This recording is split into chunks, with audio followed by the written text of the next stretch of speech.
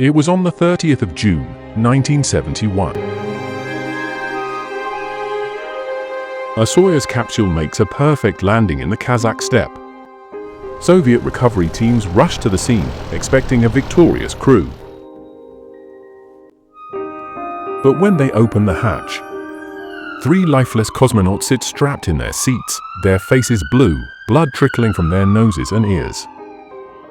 In this video I will tell you about the 1971 darkest tragedy of Soyuz 11.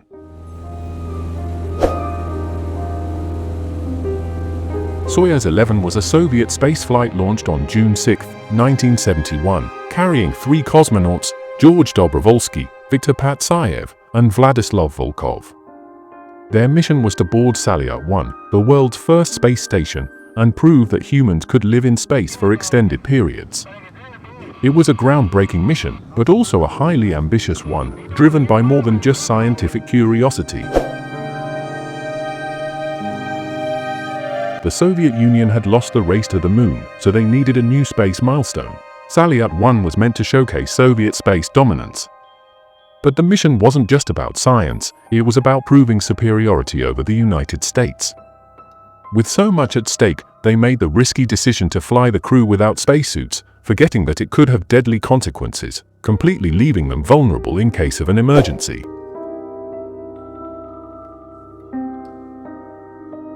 But why did the crew have no spacesuits in the first place? Originally, Soyuz was designed for 2 cosmonauts wearing spacesuits, but Soviet leadership wanted 3 crew members to increase productivity aboard Salyut-1. To make room, they removed the spacesuits, leaving the cosmonauts completely unprotected in case of an emergency. Don't forget to like and subscribe as you continue watching. Another interesting thing is that the original crew scheduled to fly was replaced at the last minute. The original Soyuz 11 crew consisted of Alexei Leonov, Valery Kubasov, and Pyotr Kolodin. Leonov, the first human to walk in space, was set to command the mission.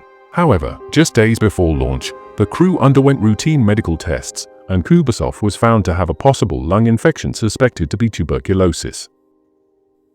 Soviet doctors feared that the illness could worsen in space, potentially leading to serious complications.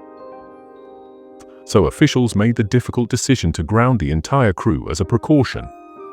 Leonov, who had expressed concerns about the spacecraft's safety, was replaced along with his team by the backup crew, Dobrovolsky, Volkov, and Patsayev. Unlike Leonov, they had less experience and less time to train for the mission. Despite this sudden change, Soyuz 11 launched and docked successfully. But trouble was waiting for them on the way back. Just before departure, they encountered a troubling issue, a drop in cabin pressure aboard the station.